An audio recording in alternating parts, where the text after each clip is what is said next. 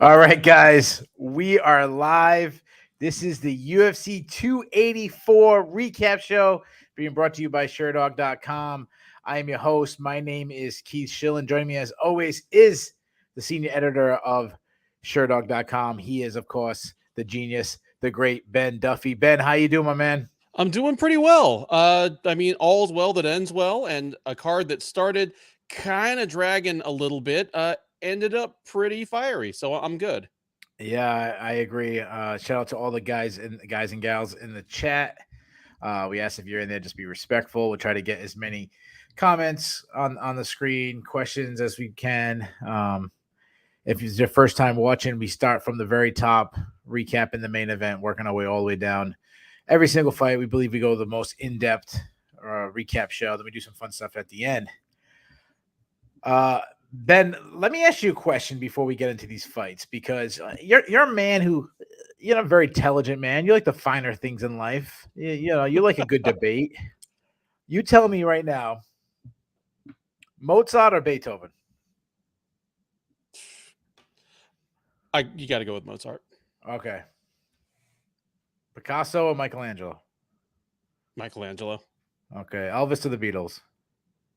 Beatles. MJ or LeBron? MJ. Okay. That's a generational thing. The reason I'm asking you this is these are things that get debated for generations and centuries and since the dawn of man. I feel like we just got like MMA's Michelangelo and Picasso, or like we had the I feel like the main event tonight, which we had Islam Makhachev defending his title against featherweight champion Alex Volkanovski in a back and forth fight. I feel like RC Kim's killing me, and with the guys, I don't know jack shit about art. I was just throwing out two names. I just that's what I feel like. This is special. Like they're just two unbelievable athletes, two of the best going at it, and we don't get this anywhere else. No, we said this ahead of it. It's one of the highest level, if not the highest level fight in mixed martial arts history in terms of just the skills and physical talents of the two fighters involved. It's on the Mount Rushmore. Okay. I'm going to ask this question to the chat to help me out. I see Ben being delayed. Maybe it's just coming through to me. Is his video and voice delayed, or is that just on me? And I'll throw that there. Let guys answer me. Islam Makhachev won a unanimous decision over Alex Volkanovski, featherweight champion, versus it is delayed. Ben, I'm going to take you out for a second and try to add you right back and see if that changed anything. All right, Ben, how's that? Looks good to me. No, same thing. Ben, do me a favor, just disconnect altogether, then jump back in, and I'll just I'll talk for a minute. Is that cool? Right, sounds good. All right, so obviously, we'll try to figure that out. This shit happens. So I think Ben was so excited he might have destroyed his audio. In the meantime, I'm gonna have to take off this banner because it's gonna look weird with my face. Give me 1 second, guys. This is what happens when you go live. Let's see if I can take this off so it doesn't look weird. I don't have this line going down my face the whole time. All right. Madden Bulls, what's going on here? All right. Sorry about that, guys. All right. We'll get Ben to get restarted. I was so excited for this fight. And it's funny. Okay, I think Ben's back. Hopefully that'll... Ben. Yeah. All right. Give me like a 5, 4, 3, 2, 1. 5, 4, 3, 2. You're good. All right, cool. Yeah. All right. Shit happens. It's all right.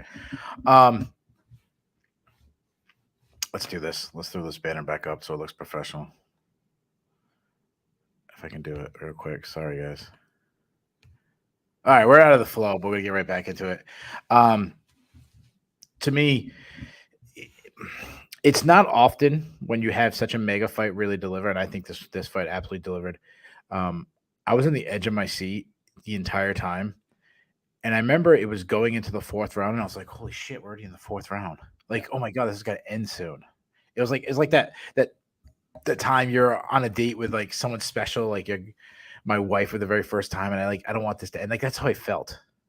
I- Don't message my wife that I was just excited about Makhachev versus Volkanovski as our first date or something. But uh, it's not like it was constant furious action, but no, every single second of the fight just hinged on tiny moments. It was oh as close as you could get to perfection versus perfection. The little adjustments they made in fight to each other. I mean, a lot of the talk that we're going to have right now and a lot of the talk that comes over the next week or two is going to go into how difficult it became for Makhachev to get takedowns as the rounds went along. Like his first takedown was oh yeah, relatively absolutely, easy. Well, his first takedown was just like any Islam takedown against a good yeah, fighter. It looked tough for about a second, then he just throws him down, but yeah. it got harder and harder. And in, I mean, the fourth round, Volkanovski made one small mistake, the I only real know. obvious mistake either fighter made, and it cost him the entire round, no question. Like that was It the, might, yeah, yeah, it might have cost him the entire fight. Really, it really yeah, did because he got stuck by the cage. We'll get to that. We'll get to the round by round in a little bit. yeah. These guys, I just want to say, like, it was one of these fights that I was super. There's a whole bunch of these guys, but some main events, pay-per-view main events, are different than other ones.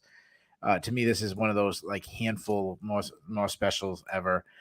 I don't know how these guys, how their heart doesn't explode as they're coming down to the cage, because I'm sitting there and I'm hearing Volkanovski and they're singing "Land Down" on it. I don't know how many people are in the arena, but say it's like 15,000 people singing, and I'm feeling it through like my computer as I'm watching this, and I'm like, oh my god, I'm so pumped up. I can't imagine what these guys are feeling in that moment. And I'm not there live. Right. You've been at live events Sure. when the crowd's going. The last one I was at was uh, Pahea beat uh, Izzy, Okay. and like how crazy that was. This crowd is even better than the New York crowd.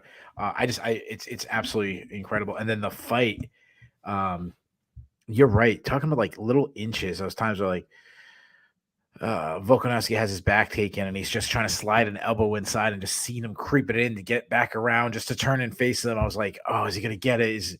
And then Makhachev would make a move to kind of pull him back in, and I felt like I was watching two masters, uh, going to work out there, and like I feel almost like privileged to get to watch that.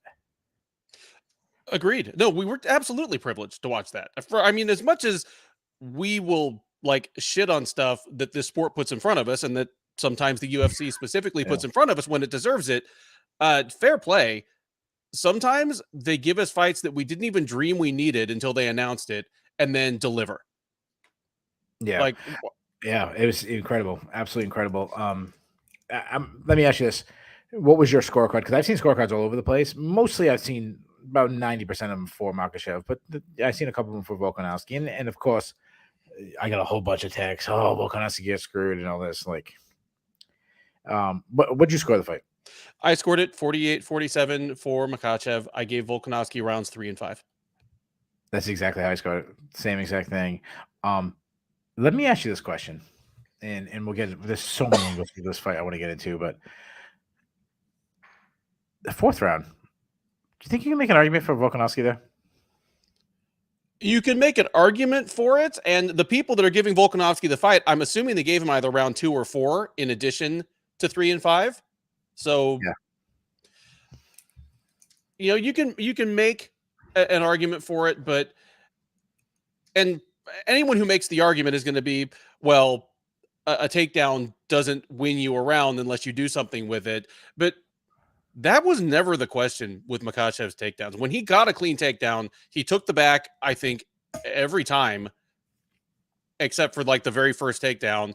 And actually threatened with neck cranks and chokes. Volkanovski did an incredible job of hand fighting, but uh that's still like him on the defensive, Yeah. forced into reactive mode. Because if he's not doing that, he's tapping 3 seconds later. Like, he spent the bulk of Yeah. these rounds fighting off a choke. Yeah, and that's why I scored it. I mean, I was watching it. I'm like, man, Volkanovski's like hitting him a lot more than he's getting hit.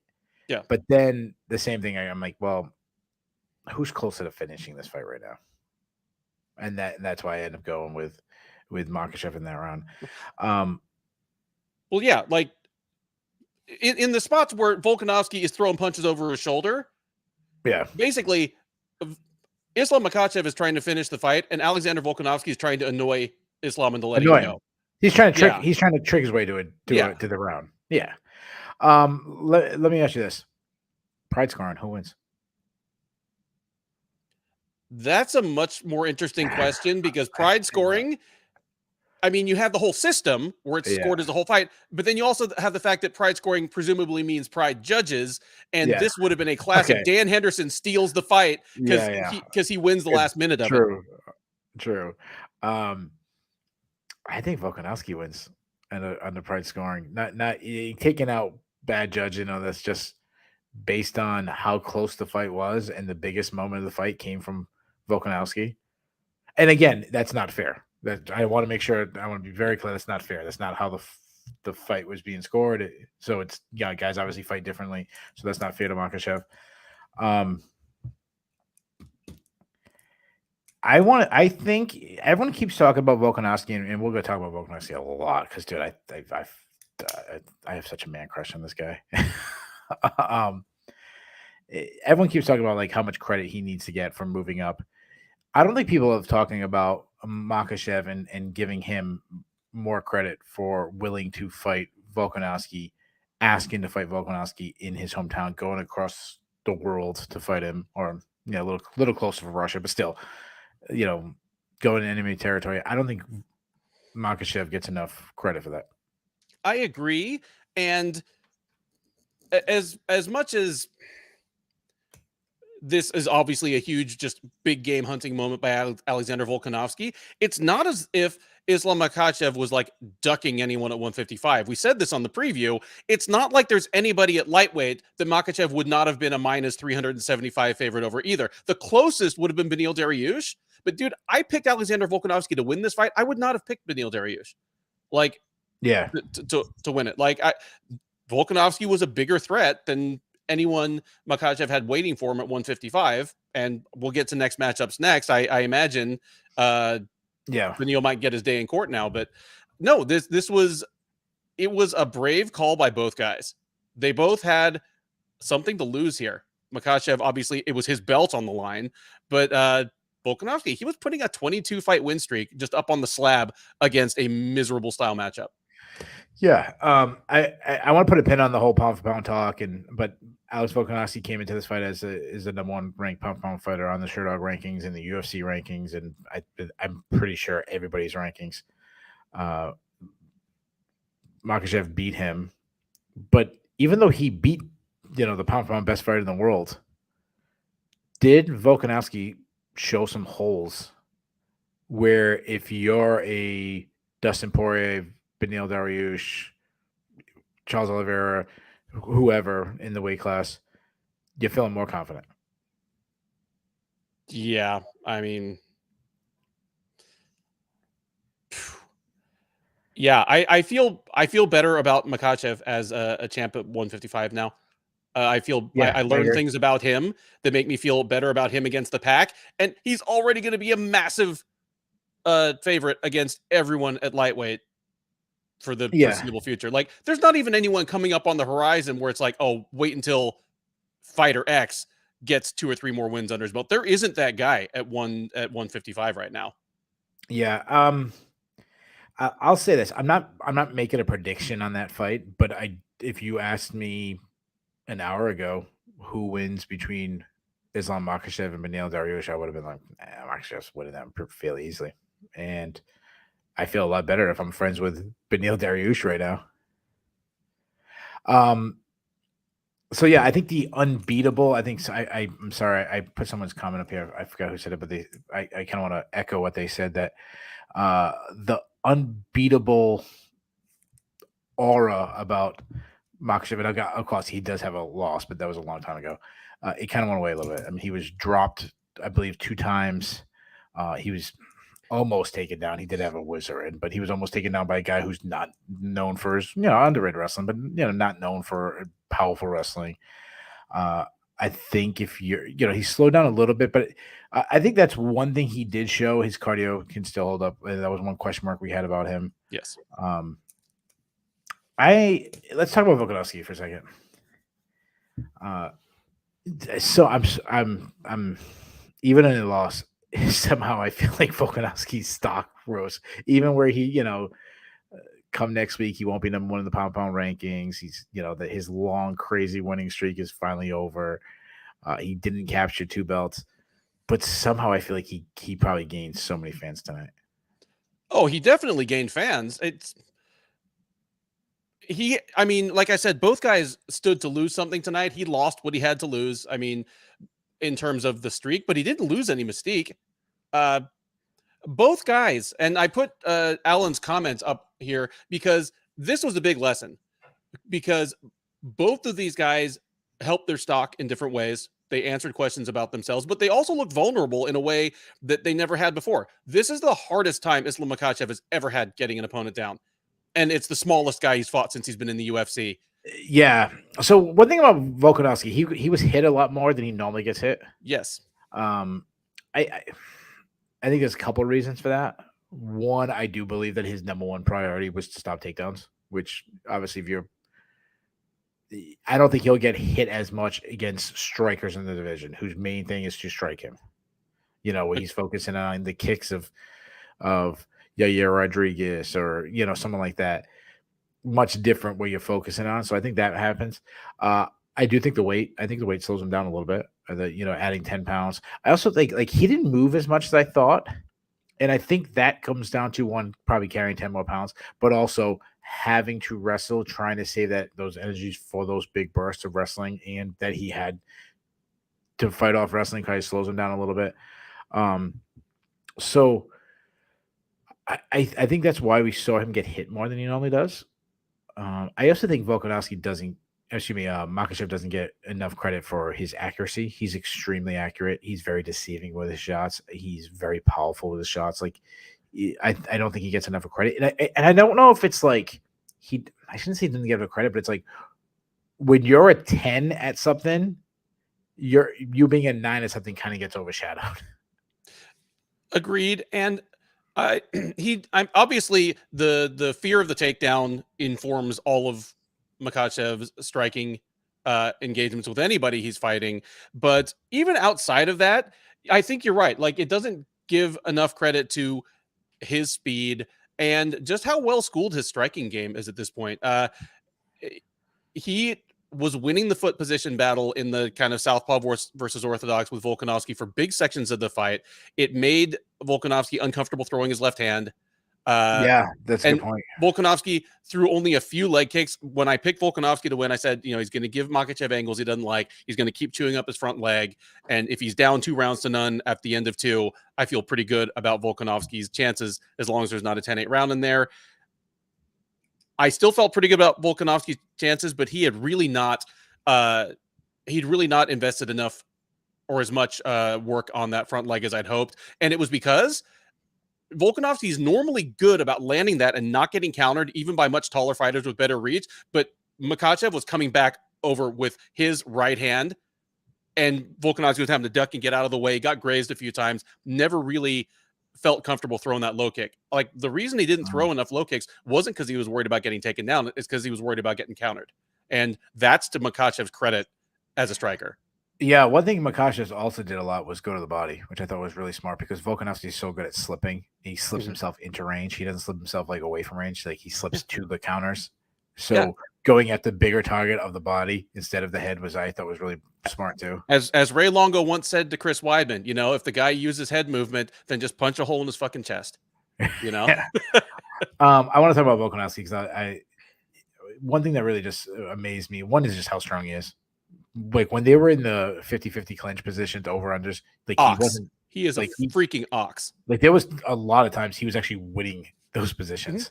Yeah. There was one point where Makhachev got like I don't know what round it was. I think maybe the 4th round or third or 4th, about midway through the fight.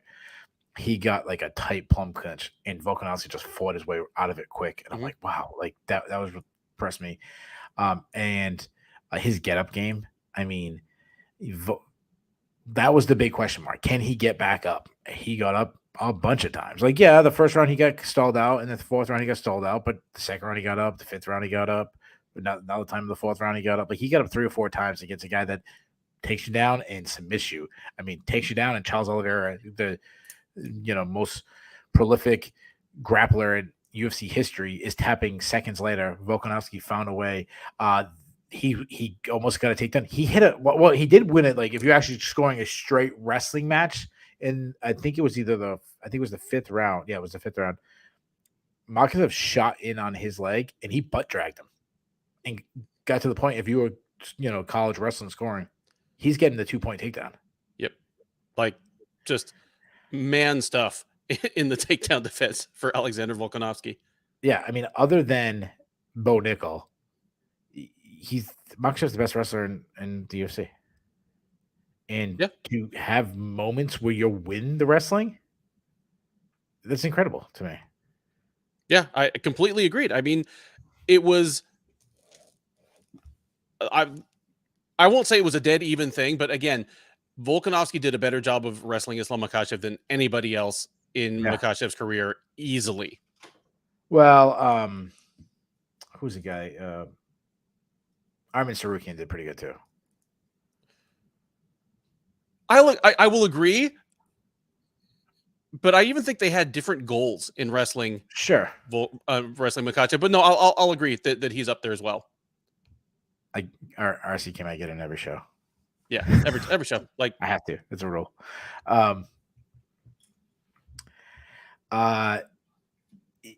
One thing I saw a lot of people posting on Twitter afterwards, and again, I want to mention this is not fair to Makhachev, but a lot of people said, "Oh wow, like Volkanovski won that 5th round. If they kept going, Volkanovski's going to win that fight. If there were 7 rounds or 9 rounds or 20 rounds, I would pay $100 for pay-per-view to watch these guys fight for 20 rounds." But again, that's not fair to Makhachev because he was pacing himself for a 25-minute fight, not a 35-minute fight, 3-hour fight. So, yeah. Well, if you come in with the hey, if this thing had no time limit, or if this was 7 or 9 rounds, one, you're making a Diaz brothers argument, and just if you ever find yourself arguing like a Diaz brother, just stop. 2, that's a good point. If that's true, then that would be really criticizing Volkanovski's approach to the fight. Yeah, saying, well, then it sounds like Volkanovski should have pressed harder, knowing it was a 5-round fight. That's right. Volkanovski is the smartest fighter in the game, so I don't think it's his fault. Yeah, and I know people will say, "Oh, remember those guys used to box for like 150 rounds?" Yeah, they also threw 3 punches around. They forget about that part. They don't tell you that part. Like there wasn't a punch thrown from round 80 to 95. Oh, I mean, Royce Gracie and Kazushi Sakuraba fought for 90 minutes, but you know what? There were literally 6 and 7 minute stretches of that fight where nobody did anything. Like longer than a regulation MMA round where nobody did a move with a name. Like, yeah. So yeah, I could watch these guys fight forever. And let me ask you this: if they rematched, what's the betting line now?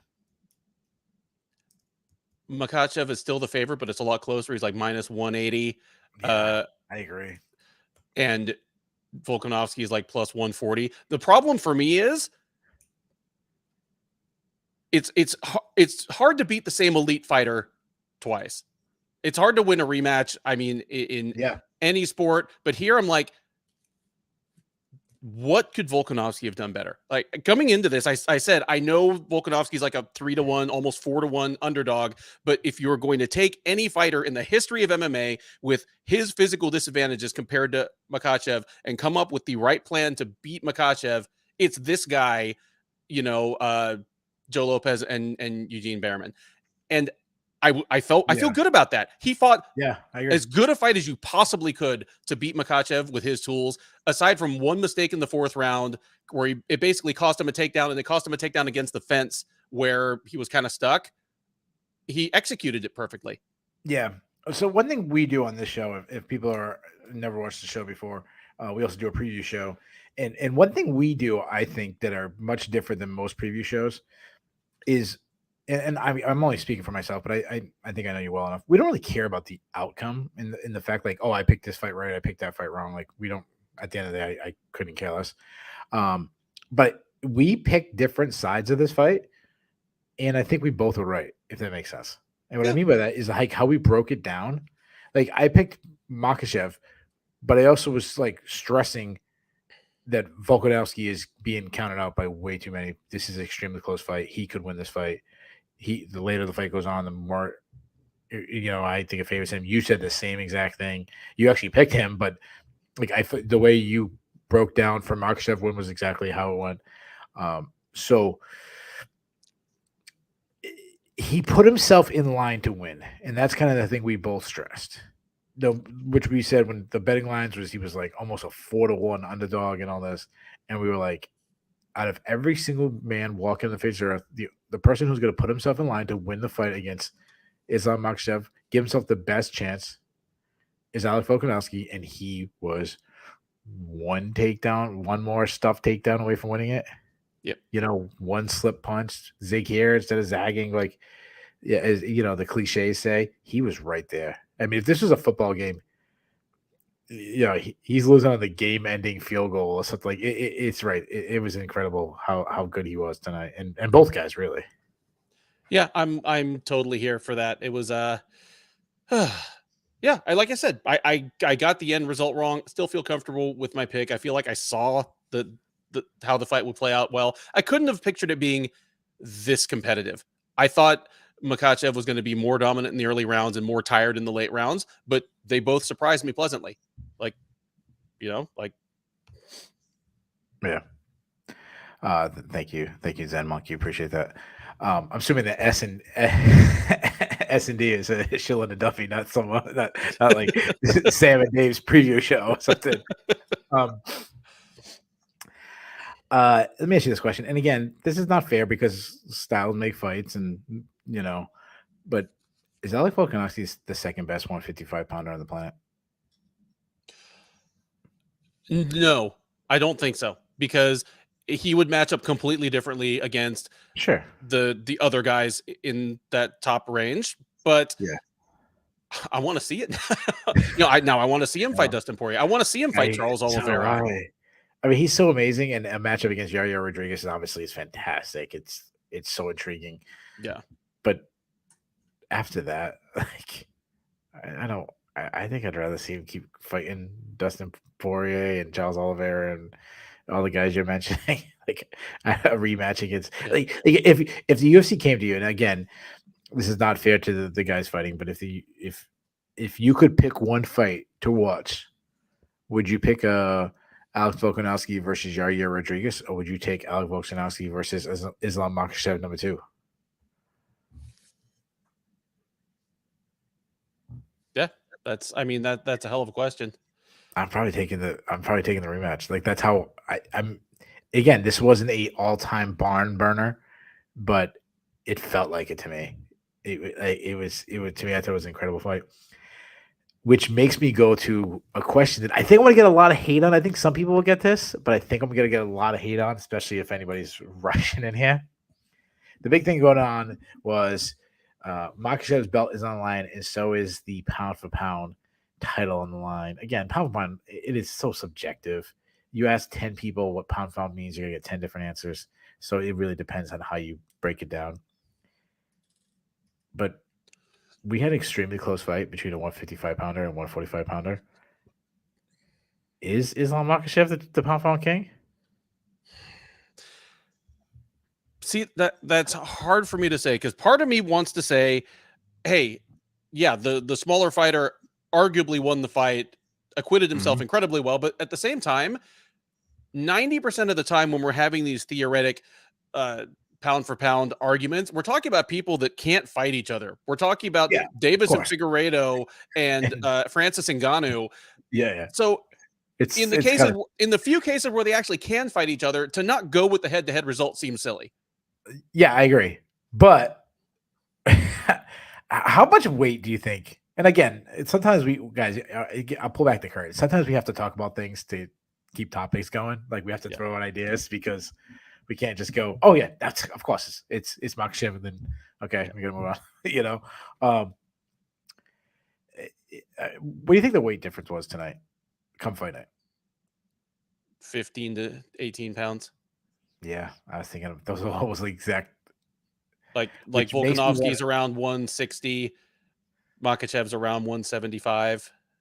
Yeah, I just think about if I was, you've been in the wrestling room and you know how it is. Like you're wrestling guys, and then sometimes the coach, all right, switch partners, and you switch. You find you just Yeah. and then sometimes all right, switch partners again, and you just keep grabbing new people, and then all of a sudden the 141 pounder is with like the 174 pounder. Yep. But if And you're that, watching the 141 pounder, the 174 pounder, and the top two guys, or take whatever weight class, say, it's like Penn State right now. So again, I got to go a little bit bigger, but there's Roman Bravo Young over here, top 133 pounder in the country, and there's Carter Sorachi, the top 174 pounder, both two-time NCAA champions, and they're wrestling each other, and you watching, and you're like, yo, Roman Bravo Young is giving Carter Sorachi a match. Wouldn't you put Roman Bravo Young? Wouldn't you say he's the better wrestler? sure. I mean, based on that matchup, absolutely. So why is it different now? Like if it's that close, and like again, it goes down to your definition. Yeah. But if they are the same weight, if they're the exact same weight, does Makhachev win? Probably not, but there's so many other moving parts there. Like if they're the same, true. are we achieving that by making Alex taller? Sure, yeah. Is his arms? Yeah. I know you're right. It's just is Makhachev's arms getting shorter, and his legs get So yeah, it's never fair. But all right, let me ask you this then. Fine. I don't know. Even it was in Australia, so it was a little different. But normally it's 9 a.m. So I don't know if it was 9 a.m. local time or whatever. They weigh in. If they fought right after the weigh-ins, who wins?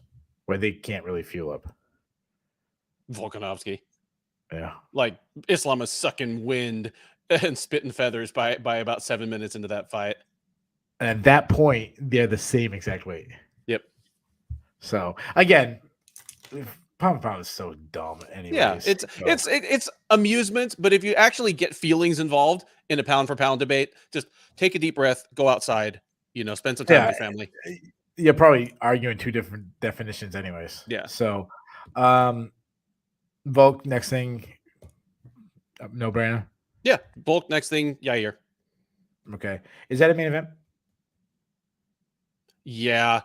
I mean, dude, they're gonna have so much sizzle reel on these guys just from tonight. Like Volkanovski, for a fight that was again fought at a very deliberate chess match pace for big stretches, they're gonna have plenty of moments. They're gonna be able to show him sitting on the chest of the number one fighter in the world and pelting him in the last 45 seconds of the fight. Yeah. Like Yair, we're gonna get to that fight next, but we saw a clinic in some ways with a sensational finish. Yeah, but as you said, he spent the last 45 seconds, pummeling Islam Makhachev. If he gets in that position with 2 minutes, maybe we're talking about, Alex Volkanovski, the greatest fighter of all time. So yes. One thing I do, this is one thing I like to do, and I try to think of a clever intro or something that's funny to talk about. And I was thinking about what do I do if Volkanovski wins? And I was thinking about Joe Rogan to Randy Couture. That guy is my hero. I was gonna do one of those kind of things. We might have had one of those moments. Like this guy's the most incredible person ever. If he had an extra minute. Yeah, that absolutely, because as incredible and rousing a moment it was when he took top position there. And the crowd obviously went bananas. I quietly went bananas. It happened late enough that you could tell that Makhachev was like, I just got to survive. I'm good. Yeah, absolutely. Just don't give any body language that's going to make him stop the fight. And I can just kind of shell up and he can punch my ribs as hard as he wants for 45 seconds. I can take anything for 45 seconds. If that happens with 3 minutes left in the round,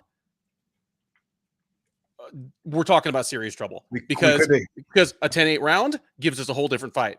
A finish obviously is a finish. So no, yeah, it's when you have arguably the two best fighters in the sport fighting each other, or again, two people that are in the team photo for the best fighter in the sport. If you get something that is a game of inches, of millimeters, of seconds, that's the best you can ask for. Yeah, and just for the record, if they ever do a rematch again, which I really hope they do, I don't know the situation. Obviously, world is different. But if there's a chance to go to Russia or at least a Russian heavy city, Volkanovski needs to go to Russia. Yeah. Agreed. No, that would be insane. I got a comment by Dev, our honorary third panelist up here. I like this point a lot. This is not like Conor McGregor bumping up to fight Alvarez, and neither is it like George St. Pierre coming back to fight Bisping, because Alvarez was a great fighter, but it was a surprise that he won a UFC title. And Conor was bigger than him. Yeah, Conor was bigger than him. Conor probably would have moved up to fight anybody. Like, Conor's the ultimate big game hunter, but Alvarez was a vulnerable champ.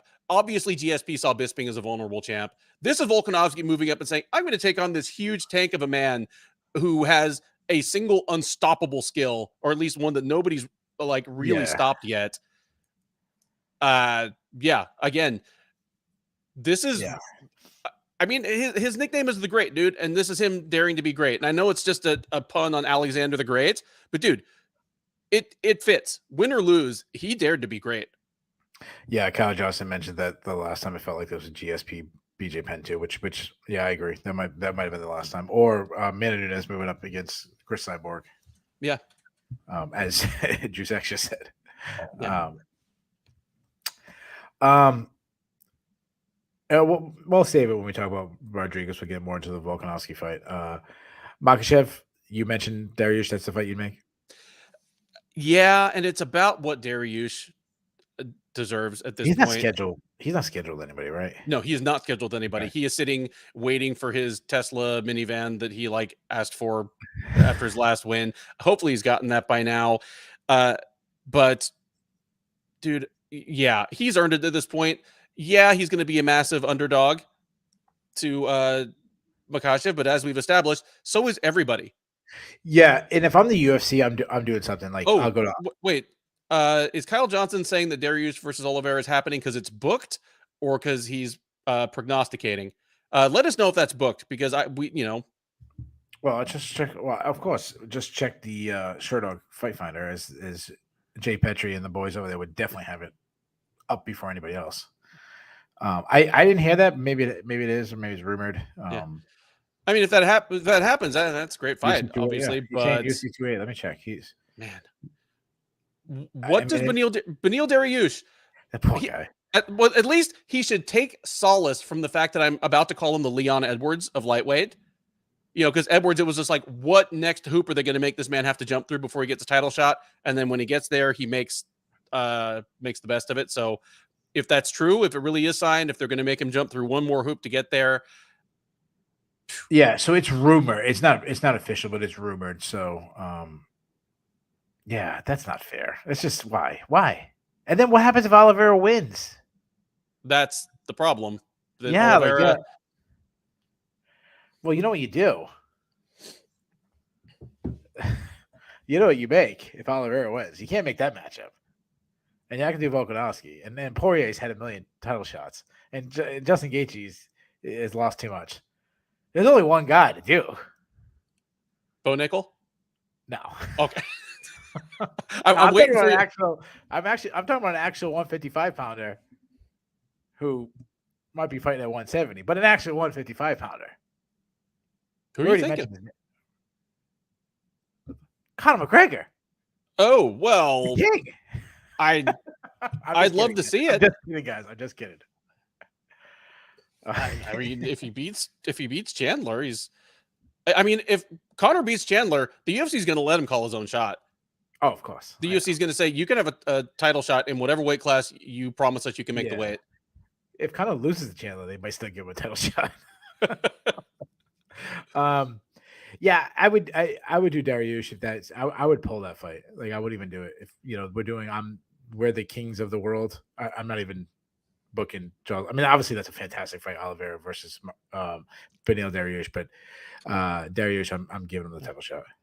But you know what? If Chandler wins, like, you get that clout of beating Conor McGregor, you're kind of back in it too.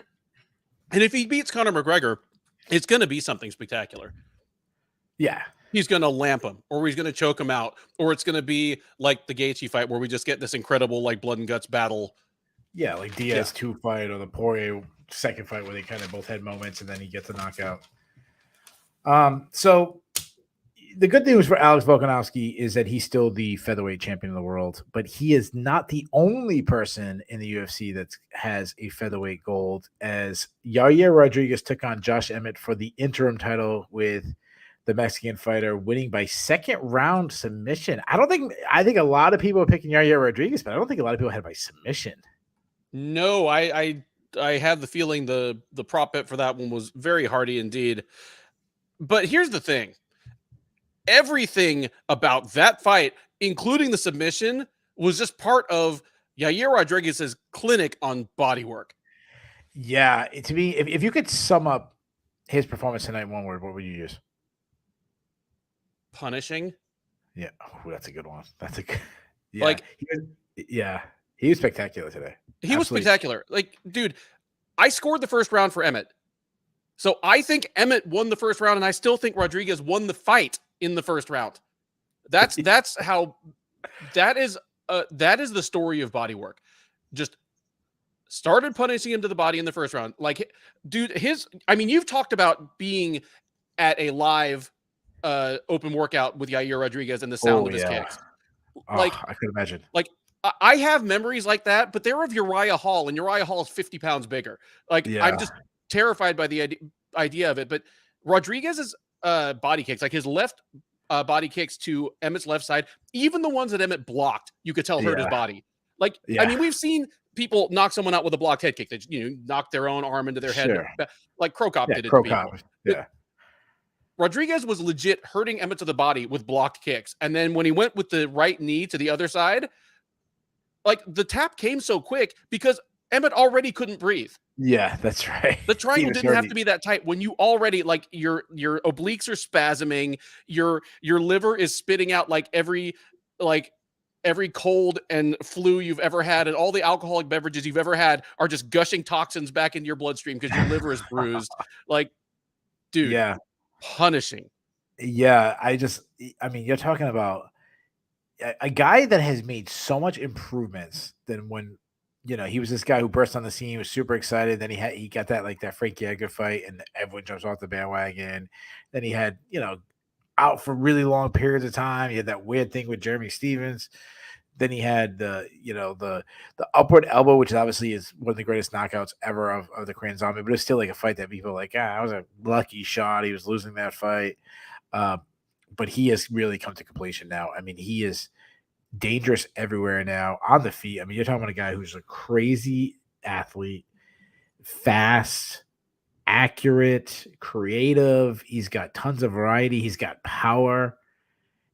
One thing we always say about MMA fighters is, like, the best athletes in I'd say America, but really the rest of the world too, go to the other sports. The best athletes in Europe go to soccer. The best ones in America go to basketball and football, and South America go baseball, and Canadians go to hockey. Whatever. Right. Yair Rodriguez is one of those exceptions. He's one of those exceptions, and part of it is because of his size. I mean, if he had that same athleticism and he was like a 180-pound guy, he might be doing a different sport right now. That's right. Yeah. I mean, he's absolutely spectacular. But the thing is, like, suddenly now he's a danger on the ground. And again, I 100% agree with you. A lot of that had to do with Emmett already beat. I mean, you saw him at the end of the first round. He was looking bad, like coming out of the corners to start the second round. But the way he used his length in the close guard, to land those like downward elbows to put himself where he could. And again, no, Emmett's a shorter featherweight, so that's not going to be able to do against everybody. But Alex Volkanovski is that same build, even shorter. Yeah. Where if he can get that close guard and extend his legs out so he makes himself longer, and then he can land elbows while his opponent can't hit him back. And then the way he was transitioned from the armbar to the triangle choke. And the other thing about Yair Rodriguez is, even if he's losing, and we saw this against the Korean Zombie, but just the things he does, even if he's losing every moment of the fight, he can throw up on his flying knees or jumping switch kicks or whatever. Well, and I threw his question up. I think it was Dev again, saying, does Yair have the best offensive, like the most diverse offensive arsenal in the UFC right now. And I said he might have the most diverse offensive arsenal since like prime Anthony Pettis, since like lightweight champ Pettis, where he had obviously an incredible variety of strikes, but then an incredible quick strike submission game as well. Like just Yeah, I don't want to say diverse because I think there's guys that have, like, for example, the guy he's going to fight next, Alex Volkanovski, has so much diversity, but it's little things Mhm. that it don't really jump out at you like Rodriguez is. I would say Rodriguez is like the most unique, where it's so different than everybody else. Yeah, there's other guys who do crazy stuff, sure.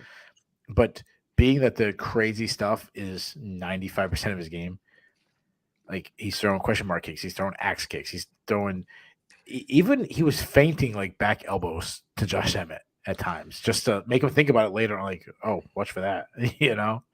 Um, I'll say this about Volkanovski and Rodriguez, and just when I and again, I know I live in the moment, and I like to live in the moment. I don't care.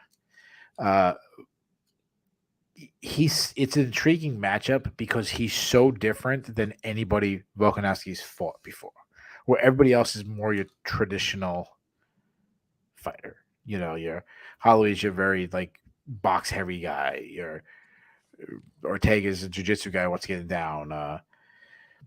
Korean Zombie, another boxing guy, wants to catch you with his hands. Whatever. But Rodriguez, it's so different. He's like he's the Great wild hands, guy. but then and Mew Mew was asking best kicking game in the UFC. I mean, best you Not both. you got to include Adesanya and Pereira in there. Yeah. But he's certainly in the team photo. Just the way he mixes up locations and speeds with both legs while switching stances, it's incredible. I mean, just body kicks that flick out untelegraphed. Great low kick. A straight head kick as well as a great question mark kick that he only used it once on Emmett, but the question mark kick is the perfect kind of curveball to throw somebody that you've hit with a couple of body kicks because it looks like a body kick until the last second. It's brilliant. I'm living in the moment as well, and I'll be frank and say, as incredible as this win was, it doesn't make me feel too much better about his chances against Volkanovski. But if you want to say he has the best kicking game in the UFC right now, I don't think you're crazy. Yeah. So I was watching it and I was like, holy crap. Like before Volkanovski won a fight, I'm like, oh my gosh, like Jair Rodriguez, like he might beat Volk. You see that performance? Look what he did. And then I watched Volk almost beat Islam Makhachev, and I'm like, oh my god, that guy's so good. He's brilliant. I was talking about marketing. We always stress the marketing of Mexico and having a Mexican star, and that's obviously a market the UFC has really tried to hone in. But to me, it's like he's the guy I'm marketing all the stuff he does. Yeah, like I'm marketing like if the X Games met the UFC, like he's like the Mexican Shaun White of the UFC. Like, what crazy thing? He doesn't know what he's going to do while he's in the air either. And they can show his highlight reel, and this is something that we've said about a few strikers in MMA over the years. I remember Crow Cop back in like 03 being the first one that I said this about. Like, that's what we always hope it will look like when a great kickboxer crosses over to MMA. Like, no, he doesn't get taken down by just anybody, and he kicks all their heads off. Yair brings some of that. Like, I think it was either RC or Boz who said that he chains together combos like someone like playing a video game. That's what it looks like. And fighters who can pull that off against top level competition are exceedingly rare in mixed martial arts. But he has the same problem against Volkanovski that Brian Ortega does. Even though they have almost the opposite skill set, they don't have any bread and butter. They are not round winners by nature. So they have to survive and look for quick strike offense. Like we saw Brian Ortega's high watermark against Volkanovski, where for about 10 seconds, it looked like he was going to choke him out. Yeah. That's what we'd get. It'd be like Condit versus GSP, where GSP is washing him except for the one head kick that makes everyone jump out of their chair.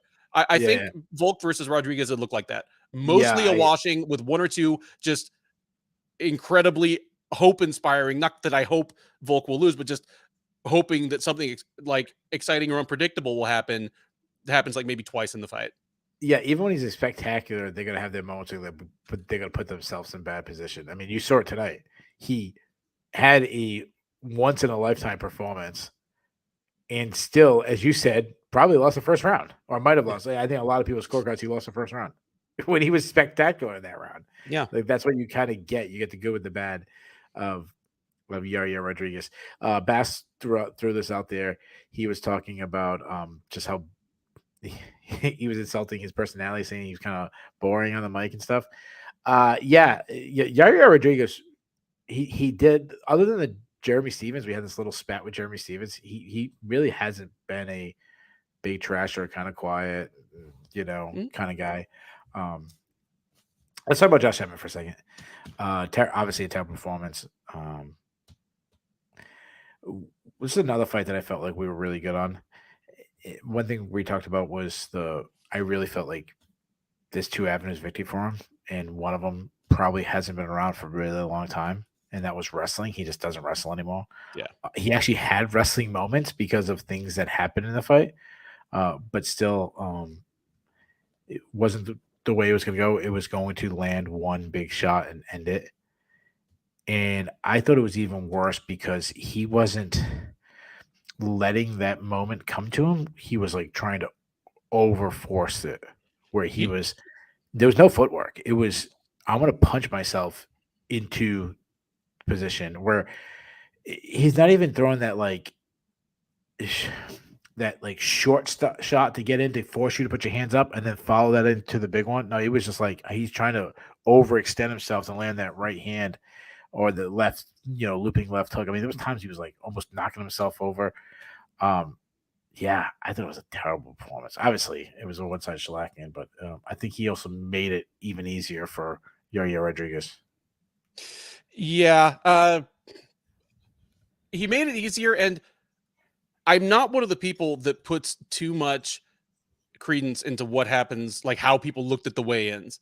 But I have to say, if I had picked Emmett to win this fight, and I was pretty close to it, it would have given me some pause, because Emmett looked like he had a miserable weight cut.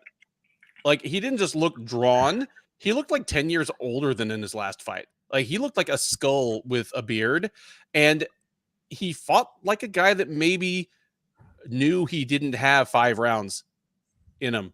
He almost, it wasn't Emmett's greatest showing, but at this point, again, Emmett is really old for that division. He's been in some wars. He's had serious injuries. Maybe 2 years from now, Emmett has now lost 4 in a row, and we know that this was kind of the beginning of the end. Yeah, so. I have a feeling that is going to be the case. Kyle Johnson did mention this. I mean, he dropped Yair Rodriguez, so he did drop probably the second best featherweight in the world. It almost knocked him out. So I might be a little harsh on him. Yeah, but what are we gonna do with these guys? So Rodriguez is spoken for him. Okay. What's the betting line on that?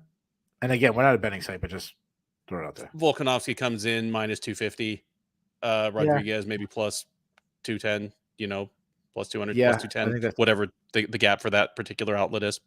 Yeah, the number that jumped out right when I asked it was, I was thinking negative 225. So yeah, negative 250. That's about right.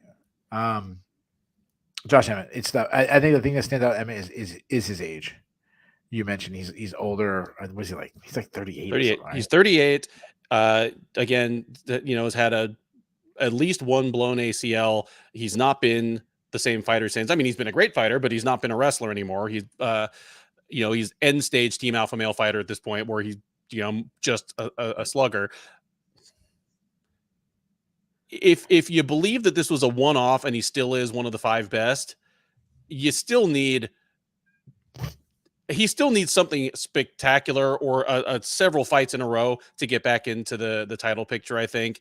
So yeah, you give him one of the up-and-comers that needs to prove themselves. I personally think Arnold Allen does not need to win another fight to get a title shot, but if he does, you make it that fight. Oh, that's right. Arnold Allen and Max Holloway fighting. Which is, again, a spectacular fight, obviously. Yeah. But messes up a lot of plans if Max Holloway wins. Yeah.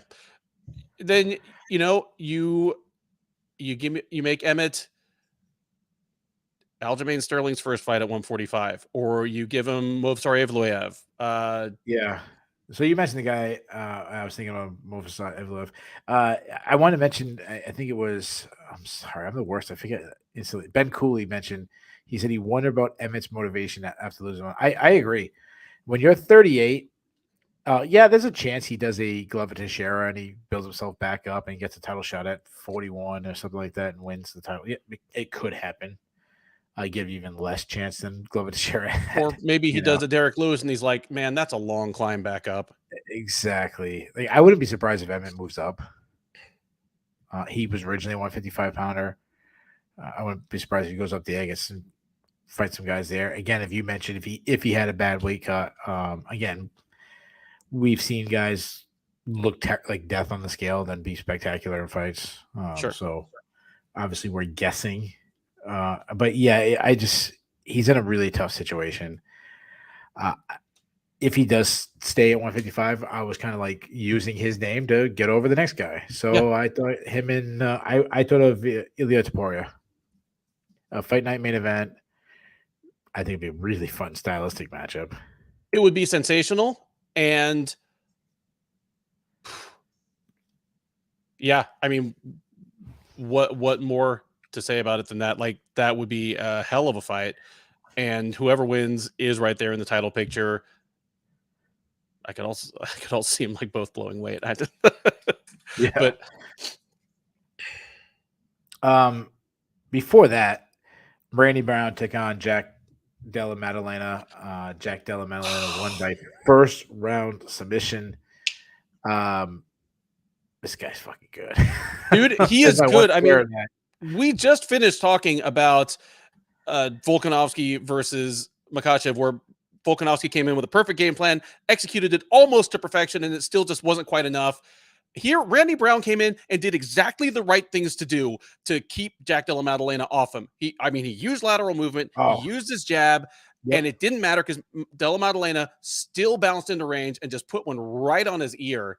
It was a textbook like clash of a taller fighter doing the right things to use his reach and a shorter but much faster and more explosive fighter doing the right things to get in range. Because, dude, he got in untouched inside of Brown's jabbing range and clocked him. And it wasn't the first time he did it either. Yeah, I'm watching that, and it's 1 or 2 minutes in, and I'm sitting there, I'm just seeing him get picked apart. And like you said, Randy Brown was doing everything he's supposed to do. He had the perfect game plan. He was moving. He was a tough target. He was using his jab, using his teep kicks. And I just sit there and go, oh my God, this is going to be a terrible pick by me. I'm sitting there and I'm thinking, did he not bring in any tall fighters? Like, why is he struggling? I understand you could struggle, but why is he struggling this bad to get inside? And as like the idea is in my head, next minute, Randy Brown is face first down on the canvas. Yeah. By the first combination, I think Maddalena threw. And he's so sharp. He's got so much power. He's only 26. He's not even in his power years yet. He's not. And he doesn't have the look of a guy that's going to physically outgrow 170 either. You know what I mean? Yeah. Yeah, he's not huge. He's not huge. And he's so fast. That has plenty of power for the division. I mean, he is four straight or 5 straight like first round finishes now. The first 4 were knockouts, and this was a submission that was started by almost knocking the guy out. Yeah, so like a club and sub. Just the guy's got the talent. Obviously, he's got the country. I got one question. Yeah. Who did that to his nose? Because nobody in the UFC has touched him. No, I don't know. Like, find out whoever did that to Jack Della Maddalena's nose and get him in the UFC. Yeah, that's right. Like, that's his Alex Pereira. Yeah, you find out it was like an old girlfriend or something. Like, get her in there. Yeah, threw his like mug at him or something. Yeah. I mean, the guy's super talented. He's got that that crazy side of the world backing him. He was a star all week. I mean, the crowd, he was getting some of the loudest pop, maybe the loudest pop, maybe over Volkanovski. And and he has this little bit of charisma. He's not this like oozing Conor McGregor type guy, but he's got this like, I know I'm good kind of charisma thing going. Yeah, I think we got to start. We had this thing, and I'll do this really quick. It was kind of like this 4 guys coming in. It was Sean Brady, Shemaev, Rachmanov, and him. Real quick, rank them for me. And again, I know this is tough. Like rank them as in star potential, title potential, like whatever. I still say it's Shemaev, Rachmanov, De La Maddalena, Brady. Same. And we always had Brady as the odd man out because we thought that wrestling heavy style and his gas tank problems they were probably going to tell him before anyone else. He's still a very dangerous fighter. Yeah, he's got 2 tough losses now. Yeah, like I've not shut. Oh no, one. Sorry, I'm sorry, yeah, one loss. It was so bad. It was so bad. I counted it twice. Yeah. Well, and I mean, is it as much as I say it's bad? Is it bad? He lost to Bilal Muhammad. Well, and anytime you lose to Bilal Muhammad, it feels like 2 fights worth of losing, just because Bilal Muhammad's fights are grindy as hell. And Bilal Muhammad is the worst possible style matchup for him. An incredibly tough wrestler with great cardio. Like De La Maddalena, he's gonna be behind Shemaev and Rachmanov until I see how De La Maddalena really deals with someone who is trying to take him down and isn't dead in 2 minutes. Like, we don't know much about that part of his game. Yeah, we don't. We don't. I mean, it might be that, hell, it might be if Jack Della Maddalena fights Sean Brady and Sean Brady gets him down in the first 90 seconds and we're like, oh, we didn't know this. It could be. Yeah, that's true. So just because of that, I went the complete opposite way when it comes to matchmaking. I went with a guy who definitely will not take him down. If I said, who's the one guy in the welterweight division that will not go for a takedown against him? Well, what, like Superboy or Wonder Boy? Yeah, that's who I went with. Main event, fight night card. That's what I'm doing. Jack Della Maddalena and Stephen Thompson. I was going to suggest Kyle's suggestion: Jack Della Maddalena versus the Jeff Neal versus Shavkat Rakhmonov winner. Like, if we get Neal versus JDM, that might be the 2 best boxers in that division, just in terms of like technicians with power. Yeah, but Rakhmonov's gonna beat him. But if Rakhmonov beats Neal, which I agree, that's the more likely case. I think these are both top 10 fighters at this point. So let's let the chips fall where they may. Like, the time to keep these guys away from each other is past. 5 straight first round finishes for Jack Della Maddalena. Shavkat Rakhmonov, again, you can make the argument that considering whom they've beaten and how they've beaten them, he should be a hotter ticket than Khamzat Chimaev right now. Yeah, if over Chimaev? Yeah.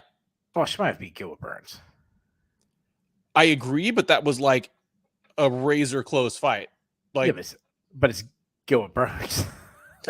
Yeah, you're right. You're right. Let me ask you this: Leon Edwards is a champion, and again, we're not going to go off too far off. Leon Edwards is a champion. Who would you pick right now, Leon Edwards, Gilbert Burns?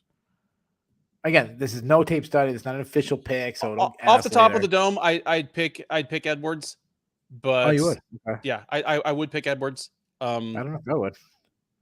I think I might take Gilbert Burns. But anyways, moving on. We're definitely not going on another sidetrack. Well, just for what it's worth, I'm with Leon Edwards over even Chimaev or Rakhmonov. Yeah. I mean, I'm not the guy's a champion. I'm not dogging you taking Leon Edwards. I mean, oh, how dare you take the current champion? Randy Brown. I mean, he had a nice run. I still like him. What would you do with him? Maybe give him the loser of no, because you know what? If Neal loses to Shavkat, actually, if Neal loses to Shavkat, I like Brown versus Neal. Okay. I don't think you should have to take too far of a step back here. It was one of those fights where, he got run over, but he also sat up right afterwards and was like, shit. And he wanted that one over. And I'm not saying he would have won if they fought. I don't know how many times he wins if they fight 10 times. That's something we say a lot here. But I bet it only looks exactly like that once. Yeah, one thing I'll say about Randy Brown this week that stood out to me, he has some charm with like a guy that I never really thought of him that way. Like his delivery, like when he was getting booed and he flipped off the crowd, but it was like a friendly flip off, Yeah, and like the crowd loved it. it's Dude, I love Australia. If I ever move out of America, I'm moving to Australia. Like I swear they're like a bunch of Bostonians with a funny accent, with a like a way cooler accent, like way cooler accent. they think the same about you, I'm sure. Well, Yeah, oh, yeah, dude, the Australian accent, hell yeah. I mean, I can only assume that the Jesse Clarks of the world do not find my accent as adorable as I find theirs. no, yeah, But no, Brown, I have the feel because he was not this way earlier. It might be the same thing as Uriah Hall, honestly, because they're two like Jamaican Americans who like legit like born in Jamaica came to America. sure, And Hall, when he was on Tough, like he flat out said, I was shy because like people made fun of my accent, and he sure. was a shy guy in the show. And now Uriah Hall can hold down a mic. It might be the same way for Brown, just a thing of growing in confidence. Yeah. I just love the crowd tonight when they're like when he flips them off and they start cheering. I'm like, that's exactly what I would do if I was like Yeah. someone flipped off our crowd. I'm like, dude, that guy's fantastic. I didn't give him a huge name. I went with like a mid card, maybe like a pay per view opener or like a third from the top on a fight night. I'd go with Mizum Salikov. I just think it'd be a fun stylistic matchup. I agree.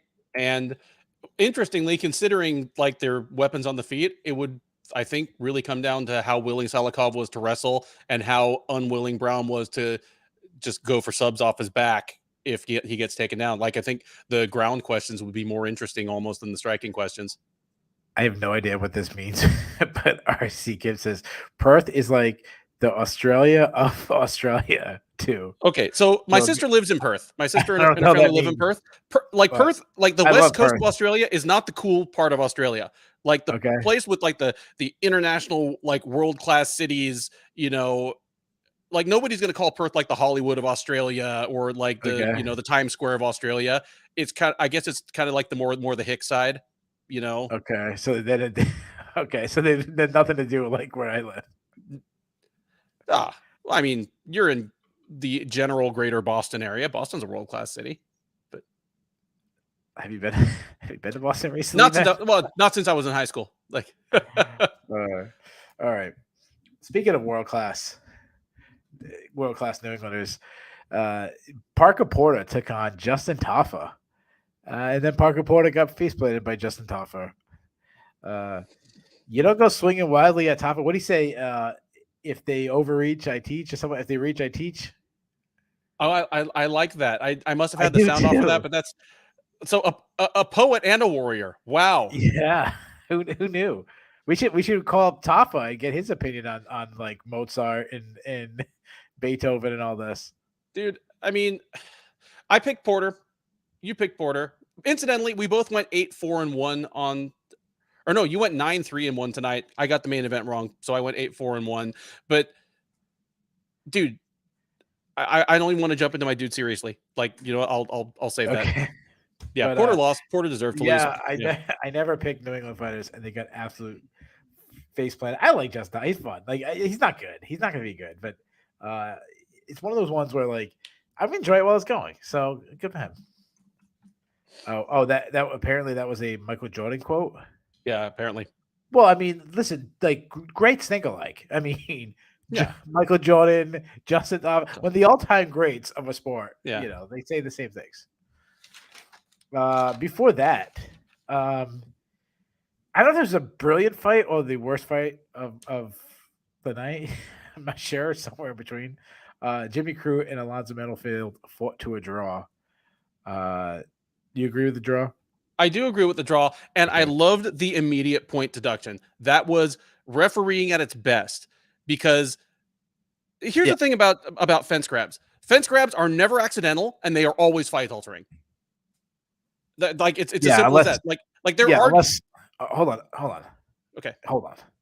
Unless Tim Elliott does it, then it's 100% accidental. Yeah, because he would never cheat. I mean, they don't get the same hype as like eye pokes or nut shots because they're not spectacular or graphic, but they're sneaky. Almost everyone does them constantly, and by definition, they almost Volkanovski always, should have.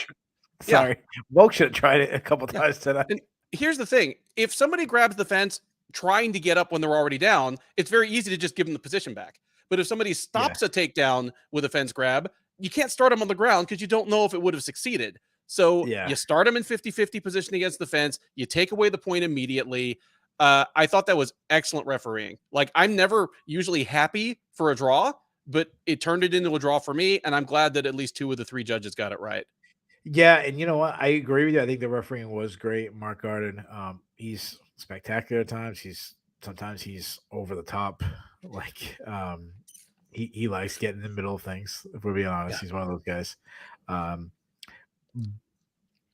That said, it's still not ideal. And what I mean by that is, not in this case, but if I'm fighting and I'm in the third round,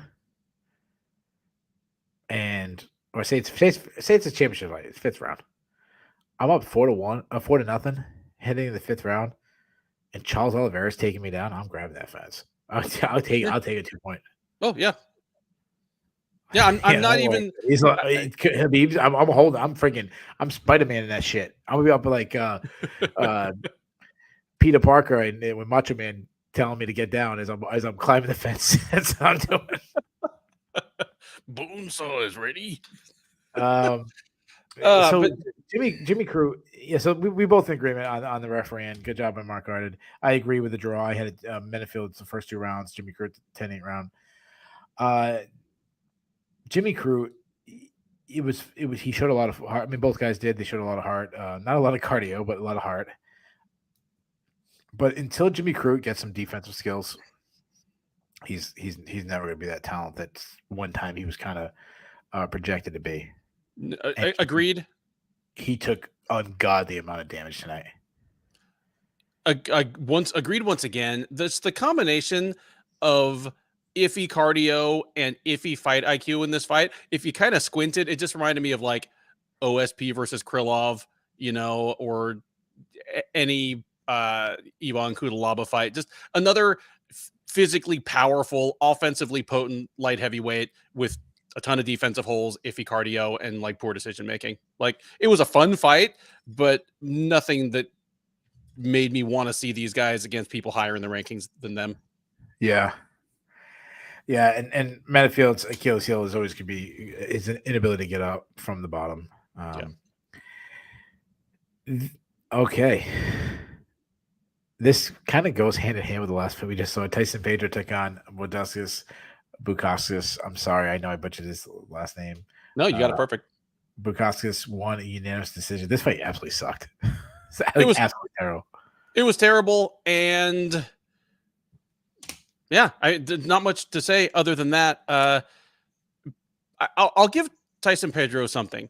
He came back from a long time off, and tactically, strategically, he's still the same fighter, still just kind of wild, just feels undertrained, but physically he looked good. Like, he seemed to be in better shape. Okay. I could use Tyson Pedro taking some more time off. I'm not a Tyson Pedro fan. I don't remember what the previous show. As soon as we went to a break, I said I was going to take Bukauskas, and I changed my opinion. And I remember saying I picked that one wrong. Like, I was shame on me for picking Tyson Pedro. I'll say this: Bukauskas dug a little bit deeper, but to me, it's like, yeah, okay. I tell my kids to go outside and dig a hole in the backyard, and one kid comes in 5 minutes later, and another kid comes in 7 minutes later. Like, oh, I did dig a little deeper. Like, okay, cool. And this Bukauskas was a late notice signing. Like, they signed him back after cutting him. Again, try to give Pedro a winnable fight in front of the home crowd. They originally were going to bring in that guy from the road to UFC, that Chinese light heavyweight, who's just absolutely terrible. But Bukauskas was supposed to be sort of a gimme for Pedro as well, and it just didn't turn out to be. Bukauskas is better than Pedro. There was nothing fluky about this. Like, Bukauskas is by definition not a UFC level light heavyweight. They cut him. They just signed him back because they needed somebody, but he was better than Pedro. So that's That's bad. Yeah, as Zen Monkey said, Pedro is a bust. I Yeah. love RC Kim talking about his corner says, yelling, "Show everyone who you are." And then they proceed to look at each other, and he flurries in the last 10 seconds. Um, Before that, Josh Kulabau took on Melsik Bagdasaryan. Kulabau winning by second round submission. We had some excitement in this fight. One of the meanest nut shots I've ever seen. Hey, I mean, and Melsik, kick him in the bag, Dasarian. Yeah, yeah. that was a bad nut shot. Ugh. One other thing I'll say about Kulabau, I've never been that high on Kulabau, but I'll say this. I'll give him credit, man. He saw an opportunity. It looked like he hit him a jab. More likely, Bagdasaryan kind of slipped or was off balance when he got knocked over, and it took the Kulabau 1 second to jump on it. He got that because I thought he was losing the fight. I thought he was about to get knocked out, to be honest.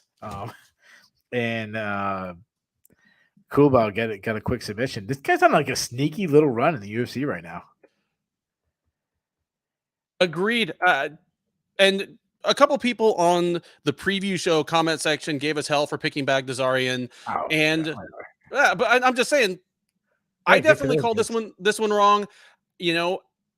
I said on the preview that I have been constantly underestimating Kulabau, and he's just better than I gave him credit for. And on the flip side, Bagdasaryan, I'm trying not to be salty about this, but I'm just going to stop picking strikers that train with Edmund Tarverdian. There's not too many that you. Is there many that you could pick? Is he the only one who works on? Well, now that Edmund Shabazian is gone, yeah. Guys commenting, give it a shit. Dude, thanks for listening to our show. Yeah, thanks for listening.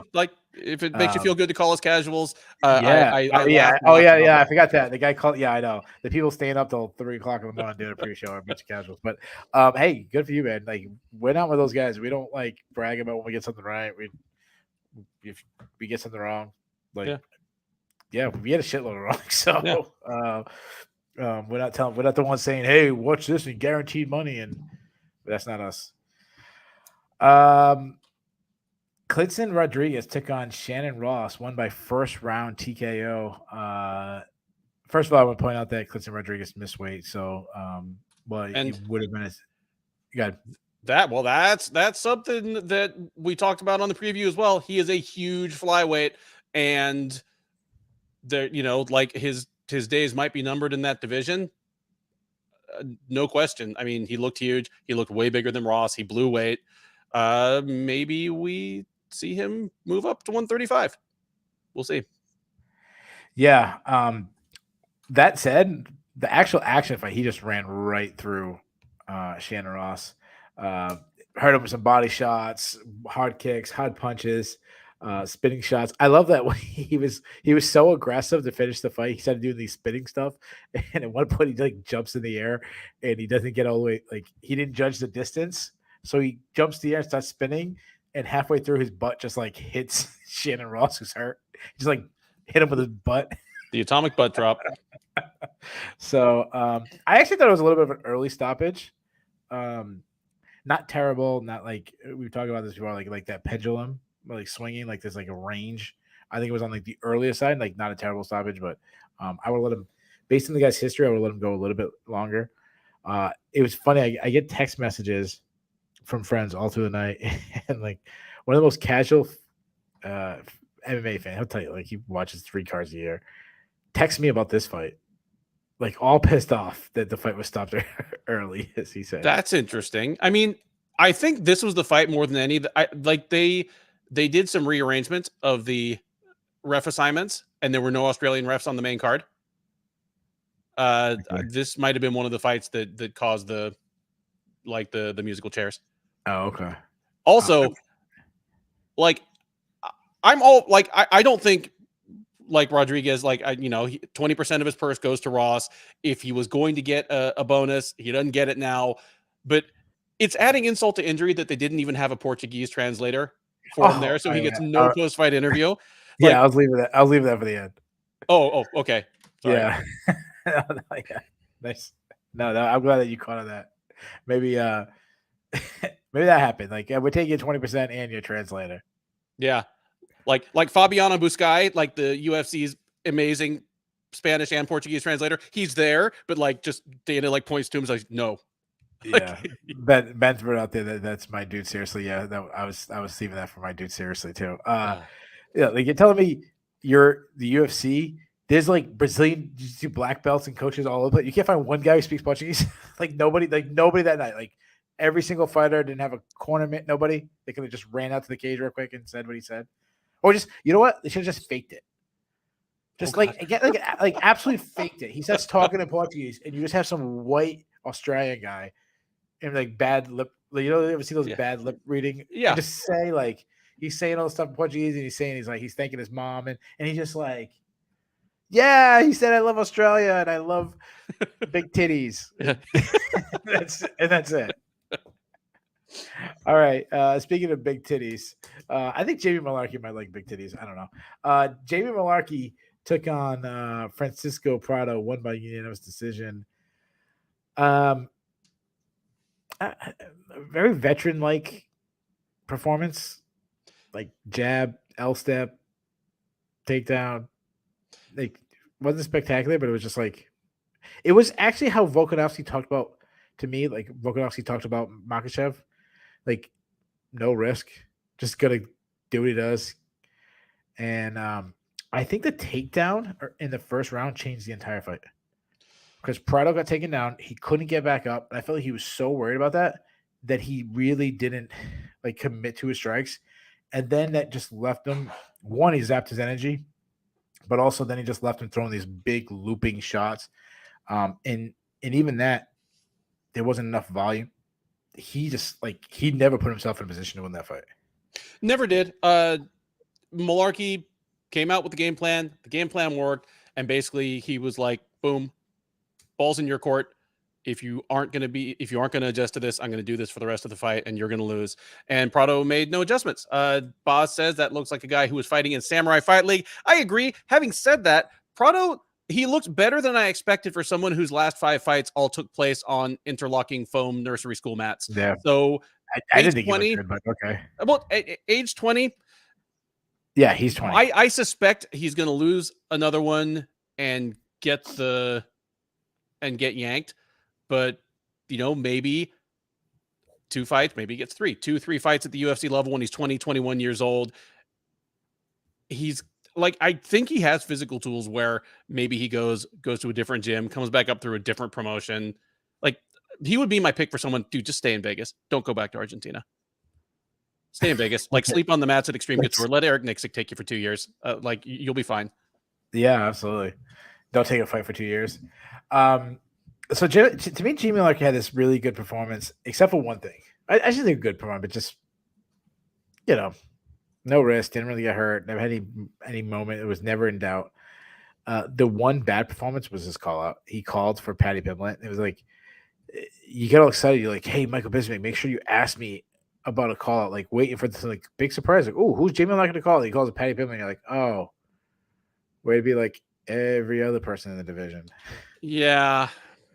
It's dude, you just beat a guy who's 20 years old, who, had no output, and you won in your hometown. By the way, he went to your home country, and you didn't shellac him. You won by decision. You're not getting Paddy Pimblett. No, I think Jamie Malarkey would give Paddy Pimblett a hell of a fight. He might win. Sure, but which is why he's not going to get it. Yeah, I don't know. I was just as soon as he said Paddy Pimblett, I was just like, that's 15 seconds of my life I'll never get back again. I was so disappointed. I wanted to put him on my Bulls list for it. I was so disappointed. Yeah, it's just be realistic, dude. I like realistic call-outs. Yeah. Before that, Don Shainis took on Jack Jenkins, and Jack Jenkins won by unanimous decision. Jack Jenkins looked really good. Really, really good. One of these guys, I put a little star next to him. To me, I was impressed with his calf kicks. I was impressed with the way he was blending punches and kicks together. I like some of his takedowns. little control issues on the ground, like needs to control a little bit, goes for things and loses position, a little sloppy in times. Uh, but other than that, like, so he's got to put some polish on him. But other than that, he looks really good. He looked outstanding, and for what it's worth, Don Shainis looked better than a lot of people do at 0-2 in the UFC. Again, gets a complete mulligan for fighting Sadiq Yusuf on 10 days notice. But here he fought a much more highly touted prospect, and I thought he looked pretty good. He had his moments. He didn't do quite enough on the ground to win round 2, but he showed stuff that Jenkins has to work on for sure. Good showing from Jack Jenkins. Not a complete wash out of Don Shainis. I hope he gets one more shot. Yeah. RC Kim mentioned what would happen if Emmett moved up to 155 foot Patty Pimlet. That makes a lot more sense, though.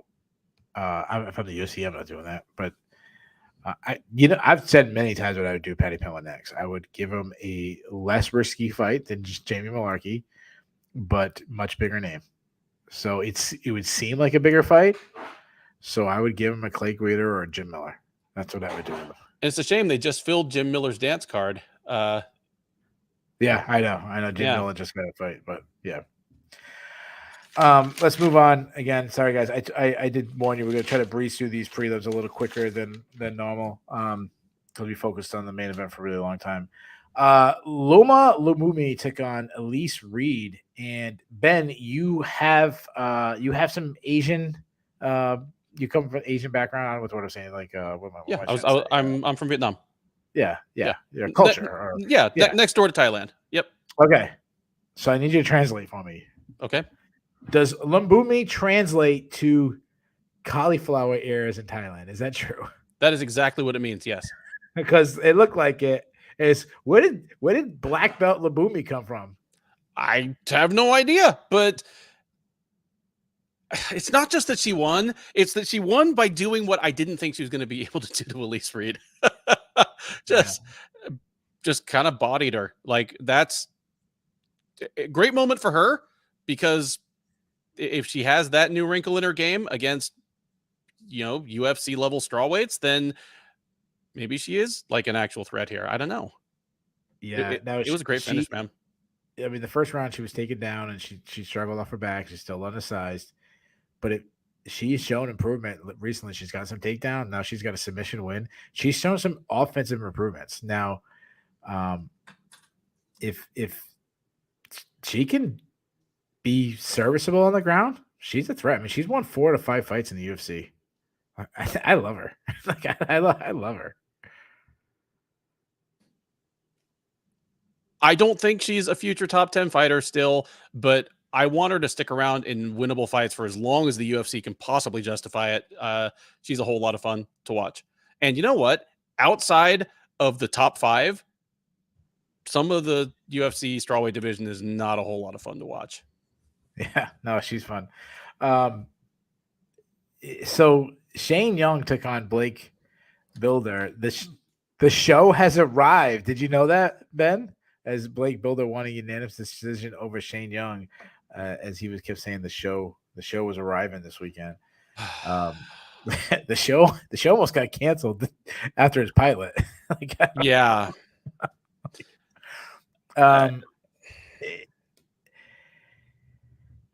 So the movement is going to be hard for a lot of guys to really. I mean, his style is going to be tough for a lot of guys. Just moving, occasionally pulling people into his takedowns. But if you don't chase him, stand back, make him come to you, or learn how to cut off the cage, he dives into takedowns without setting him up. I think his hands are a little slow. I liked his output. I'll say that. Yeah, I don't know. What do you got to say about this fight? He beat a not very good fighter. For my money, neither of these guys is in the UFC in 18 months.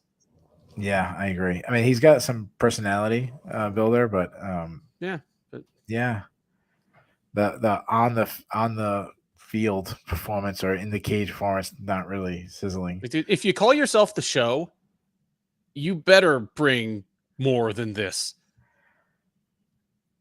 That's what I got to say about that. Like, if you spend all week calling yourself the show, if you have the level of kind of self-promotional interviews that he had for years coming up to this fight, you better land like a Sean O'Malley or even a Paddy Yeah, the Pimblett. Sugar Show.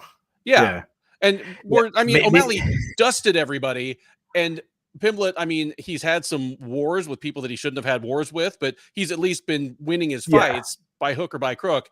But here, I mean, dude, he had a very competitive fight against a guy against Shane Young. Yeah. Yeah. Builder, he's talking about welcome to the show. I'm like, maybe like Builder's show is like public access, like you put it on and it's like the city budget meeting or something. That's what he meant, because he was pretty boring. Before that, a lot of controversy in this fight. Zubaira Tukhugov took on Elvis Brenner. Elvis Brenner won by split decision. One we got to mention before we even talk about the actual action. Tukhugov missed weight again, this time at lightweight. Now he's missed weight in 2 weight classes, so welcome to the glorious club. Do we know who's in that club? I know Anthony Johnson's in that club. Anthony Johnson is in that club. Charles Oliveira is in that club, sadly. Aspen Ladd's in the club, right? Aspen Ladd is in that club. It's an illustrious club, not an illustrious club. Yeah. John Lineker has missed weight in 3 weight classes now. 3 UFC weight classes? No, only 2 in the UFC, but then he went over to 1 and missed weight. Like, how do you miss weight in 1? They don't take weight. Dude, how do you miss weight in 1 championship? Anyways, back and forth fight. How did you score this fight? This is the big controversy, because I'm going to tell you how I scored it and then say that. Okay, right. I'll say this. I scored it 29-28 for Tukhugov. Okay. That said, like, it wasn't a robbery. Like, it was again, I thought Tukhugov won. I was surprised, but when you have a fight where you don't hit a takedown, you kind of just pot shotting, you're not really landing some powerful shots, you have lower output, I feel like if no one blaming yourself. Like, again, I thought he won, but it wasn't a horrible decision. The rounds were close. The rounds were close. I scored it for Tukhugov as well. I gave him rounds 2 and 3, but got no one to blame but himself. And I'm not going into the whole don't leave it in the hands of the judges thing. That's bullshit. You should be able to rely on the judges. But But if you're going to go to the judges, make the rounds unmistakable. Like, put your stamp on the rounds. And he's a guy that normally he doesn't have a problem winning rounds. Normally he throws enough volume and he's an accurate guy, and he does a pretty good job of no selling when his opponents land on him. He normally, like, he's not been involved in any real robberies. Like, he normally is fine that way, but no, this was not it. Yeah, no. He also to me, it was a little predictable. He was really winging his left hand, like kept trying to throw the same left hook. When he straightened it out and turned into a jab, he was having more success, I think, in like the second and third round. But I was surprised by his output. Like, he was letting Brenner like throw more strikes in him. He was definitely winging the left. Maybe he just thought he was going to get a walk-off knockout against this new guy and didn't, really have to set anything up. Ben Cooley disagrees with this. He thought it was a terrible decision. I mean, well, but Ben Cooley is a absolute shill for Michael Bisping. Whatever Michael Bisping says, I don't know if that's true. I'm just kidding. I mean, on MMAdecisions.com, it is 100% for Tukhugov, and more than half of the media scorers gave Tukhugov all 3 rounds. So at the very least, I can say that the scorer who gave all 3 rounds to Brenner, who was that? Gave all 3 rounds to Brenner was Evan Field. Yeah, but I'll say this: like, all 3 rounds were close. Like, there wasn't I wasn't like at the end of the round being like, wow, Australian judge. Yikes. I was like, that wasn't like, wow, like how dominant Tukhugov was that round. Like, I'm like, yeah, I thought Tukhugov won that round, but it wasn't like, oh my God, like what a robbery. Like, I was just like, yeah, well, that's what happens. You kind of put yourself in this position. So, all right, there you have it. Again, like, we'll throw on the robbery here just to make Ben Cooley happy. So, All right, guys, let's get to the fun stuff. The Bulls, the Bears, the Cutlass. Do we have awards, Ben? Yeah, we have awards. We have a fight of the night and 2 performances of the night. I imagine that people in the chat, a lot of them already know what won awards. So rather than guess, why don't you just put down what you think should have won the fight of the night and which 2 performances you should have you think should have won the performances of the night. Do that in the chat, and I'll throw some of them up on the screen. Okay. For what it's worth, I'm good with the awards. I okay. agree. So you'd go with it. Fight of the night, as Kyle Johnson just said, I'd go with even though Menenfield and Crute was like rock'em sock'em weird, to me it's got to be the main event. Volkanovski and Makhachev for my fight of the night. Performances, I normally don't do this. I normally don't go with like the top guys, but I mean Yair Rodriguez tonight was like when I have guys that are equal, who you beat matters a little bit. In this case, I'll go Yair Rodriguez. And I'm stuck between Tafa and Della Maddalena because Tafa was like one punch, but it was still Parker Porter, while Della Maddalena did it to Brady Brown. So I'll go with the top 3. I go with the top 3 fights. That is the same that the UFC did. Your fight of the night, Islam Makhachev versus Alexander Volkanovski. Your performances of the night go to Jack Della Maddalena for his first-round submission of Randy Brown and Justin Tafa for his one-shot plunking of Parker Porter. So hold on. Or no, sorry. Yeah, Yair. No, sorry. No. You were right. No, Yair. Like Tafa didn't get it. Okay. Yair got it for his second-round submission of Josh Emmett. Sorry, I was trying to read 2 things with 2 different eyeballs. No, Justin Tafa out. He's out on the outside looking in, unfortunately. Hopefully at least someone gave him a shoe full of beer. Yeah. Tafa's on the outside looking in. That's what he does when like the donut shop closes too. just looking. Really wants that Vegemite donut. All right. Yeah, let's say that. Just all right. Justin Tafa would knock my head off until next week. But oh my goodness. I can at least say that now. He's on the other side of the world. Yeah. So, all right. Let's get to the Bulls and the Bears, the Cutlass. Let's do the Cutlass. Okay. The Cutlass is a way that me and Ben give the UFC permission to get rid of somebody.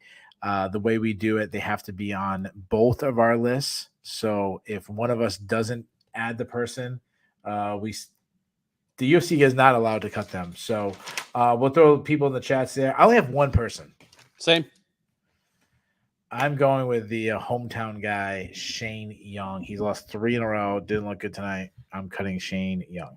I agree. Shane Young has been in the UFC for over 5 years at this point. If he was going to get better, he would have. He's still only 29, so he's welcome to come back. I'm sure City Kickboxing will let us know if he improves, if he goes back to, Eternal MMA or one of the top Australian promotions, wins a couple fights. He's welcome back. But for now, 3 in a row against not great competition. Time to go. Yeah. Ben Cooley mentioned Shane Ross. This is his UFC debut. He lost 1. So I usually try to give guys like automatic 2 people. Yeah. RC Kim asked, do I remember Bastion Booger from the early 90s? I mean, who doesn't? I also thought about Don Shanis, but the fight tonight was fun. And then his first fight was on days notice against Sadiq Youssef. Like, that's one fighting Sadiq Youssef with a full camp. Yeah. It would be hard enough. Never mind. Borderline top 15 fighter on days notice. Like, he gets a mulligan for that. I think Shanis gets one more fight. Yeah, and he'll be on our cut list after that. All right, let's go over to the Bulls and the Bears. The Bulls and Bears are a stock market reference. We do it 3-2-1 hockey style, with 1 being the best, 3 being the worst, but still good. Bulls are good, Bears are bad. You want to be on the Bulls list, you do not want to be Bears list. Ben, do you want to go negative or you want to go positive? Oh, why don't we stay negative since we had such a shortcut list? All right, we'll go negative. You mind if I go first? Go for it. All right, so Bears, and guys in the comments, throw yours out, and we'll read them off or try to post them on the screen. I'm going to go with my hometown, New England MMA. 0-2. Don Chanis and Parker Porter, not a good showing. Both from Connecticut. I know Don Chanis bounced around a little bit, but he was originally, I think he originally grew up in Connecticut. Now lives in Mass, whatever. But Southern New England, not a good night as they went 0-2. My number 2, Tyson Pedro. Yeah, he had this like comeback to the UFC where he won some fights, but overall he's 4 losses in his last 7 fights. For a guy that some people thought was going to be a top 5 guy or something. Not a good time for him. And my number 1, yeah, a lot of people thought he should have won, and I agree with it. But Tukagov, you're a 5-1 favorite. You're taking on a UFC newcomer who's taking the fight on short notice, and you miss weight, and then you lose. Zabara Tukagov is my number 1 for my Bears. Outstanding. I agree with all of yours, so I will add to them. Elise Reed. It's bad when you lose to an unranked fighter in your division. It's worse when you lose and in the process give her a chance to show a skill set that we did not know existed, and for all we know does not really exist, and you're just that bad on the ground. That's not a good sign. Number 2, Melsik Baghdasaryan. This looked like kind of a gimme of a style matchup for you. A come forward striker with some defensive lapses against you, a decorated kickboxer. And, he got the better of the striking for a little while. Then he landed a horrific nut shot and then got absolutely molested on the ground in the second round. Bad showing from Melsik Baghdasaryan. And my number 1, Josh Emmett. It's one thing to lose. Unless your name is Islam Makhachev, everybody loses eventually. And even Makhachev has lost. But Josh Emmett didn't just lose. He lost and he looked old all of a sudden. Yeah. Like before this weekend, we were talking about him as a guy who it's got to catch up to him sooner or later. He's going to look old one of these times. And now he did. It might have caught up to him. Not sure yet, but it's a big possibility. Let's go over to the Bulls list, guys. So this is the ones whose stock is rising. Again, we do 3, 2, 1. You want to be on this list. Ben, I'll let you kick it off. Okay. Stock up moment. Jack Della Maddalena. Perhaps I don't know if it's the biggest stock up moment of the evening, but the guy is now 5 straight first round finishes in a division where it is not supposed to be possible to do that. We're talking about one of the deepest and most competitive divisions in the sport. We're talking about a division where, especially as you creep into the top 15, everybody's at least pretty good everywhere. Like Della Maddalena is looking incredible. Just the fact that we had the debate we did about him versus Shavkat Rakhmonov and Khamzat Chimaev tells you everything you need to know about that. Throw in Yair Rodriguez. Rodriguez, arguably the least deserving person in the whole featherweight title picture here. I mean, Arnold Allen should have been first. Josh Emmett should have been second. Yair Rodriguez had 1 win in the last 3 years, and it was on a freak injury. He did not deserve a title shot tonight, but hey, to some extent, you got to judge these things by the results, and he sure looked like he belonged once they closed that octagon door. He is now a champ. Will have a chance to become an undisputed champ sometime this year, most likely. Huge stock up moment for Yair Rodriguez, and I'll leave it at 2. Oh, wow. Ben, he's not putting the full shift at work. Hey, listen, when you're the senior editor, you call your shots. I'm delegating. Yeah. All right. A lot of similar ones that you had, of course. I'm gonna go with the Australian crowd, and I'll tell you why. To me, they were rocking. They were one of the best crowds. Always are. They were rocking all week. And the biggest thing I want to give them credit to, I mean, the first fight of the night, they were into the card. And it was like 7 a.m. there. That's when it started. And you know how it goes. If you go to an event or something, you don't get up at 7 a.m. You probably had to get up at freaking 4:30 or something. Who knows how far away your drive is and this and that to get in the building. And they were cranking beer. They would have a great time. To me, the Australian crowd, they're my kind of people. I'm pushing the Australian crowd up. My number 2 kind of goes off the Yair Rodriguez, but how about the Mexican MMA? 2 pay-per-views in a row, they crowned a new champ. Again, Yair Rodriguez is the interim champion, but still, a month ago they had no titles. Now they have 2 titles. And my number 1, this is check this out, guys. I did an interview with this guy a long time ago. One of the best interviews I believe I've ever done. I need to go back to doing these interviews. but extremely long overdue. I know Ben has been calling for it for a really long time. I totally agree with him. Little Evil, Jens Pulver, the newest entry in the UFC Hall of Fame. I love that they did it at a night when the card was headlined by 155 pounders, as he was the original champion of that weight class. Back when they called it bantamweight. He's so old school that they called it bantamweight when he first won it. What the hell? That is true. So Jens, Little Evil, Pulver, well deserved. Hats off. If you haven't checked out my interview with him, check it out. It's a little bit. It's not time sensitive. 100% pure Jens Pulver. Of course, he was shedding tears on fantastic. Skype. Of course, because he's the most emotional, heart in the sleeve guy ever. Love the guy. He was the most overdue, deserving fighter for consideration in the Hall. I mean, it was a travesty that he wasn't there. And unlike some of the others, there didn't appear to be any personal grudge. Like, you don't think Dana hates the guy. It's just they kept passing him over. Chris was asking bantamweight affiliate. No, it was 155, but they used to call that bantamweight at the time. Yeah. So, Juice said more deserving than Frank Shamrock. Yes. No, that's actually what me and Ben was saying. I said Frank Shamrock but it doesn't matter. Frank, hopefully one day we'll get into. They're waiting for him to get his braces off. Yeah. Anyways, hats off to Little Evil Jens Pulver. Let's get to the dude seriously. Ben, do you have any dude seriously moments? I have one dude seriously that I will throw out there. All right. Parker Porter. You are a short squat heavyweight. You're fighting an even shorter squatter heavyweight who has enormous one-punch power. It's really all he does at a UFC level. All you had to do was not come charging him with your hands down. Dude, seriously?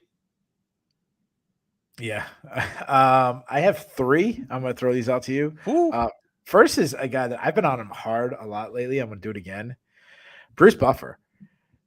You take forever to get your scorecards in, but then you go 29, 27, 28, 28, 28, 28. You never say who got the 29, 27 scorecard. So it was a majority draw. I'm assuming it was Jimmy Crute got the 29, 27, but like Bruce Buffer, like you've been doing this job forever. Like, dude, seriously, come on. My number two, I'm going to get on John Anik a little bit. And you know I love John Anik. I think he's the absolute best. Boston guy. He's the absolute best. But he's been really living, and I understand he's got to sell the things, but he's been saying some things that he's calling things consensus. What is it? He called Alex Volkanovski the consensus greatest featherweight champion of all time.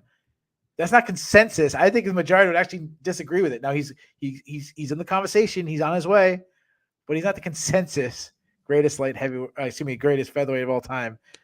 It's a debate between him and Jose Aldo. Yep. So it's not consensus. I mean, and weird. I'm going to get, so dude, seriously, come on. I'm going to get on Johnny like another time. Ben, I'm going to put you on the spot. And if you don't come through with me, then I'll take this off. But Ben, what is Loma Lobumi's real name? Can you pronounce it? Konklak Supisara. There you go. John Anik said he wouldn't do it. Dude, seriously, my man Ben, best in the business, coming through with the pronunciation. Let's get him let's at least get Ben calling the fights in like when they go to like Shabokin or something. I don't want that job. I couldn't take that job. It would be fun.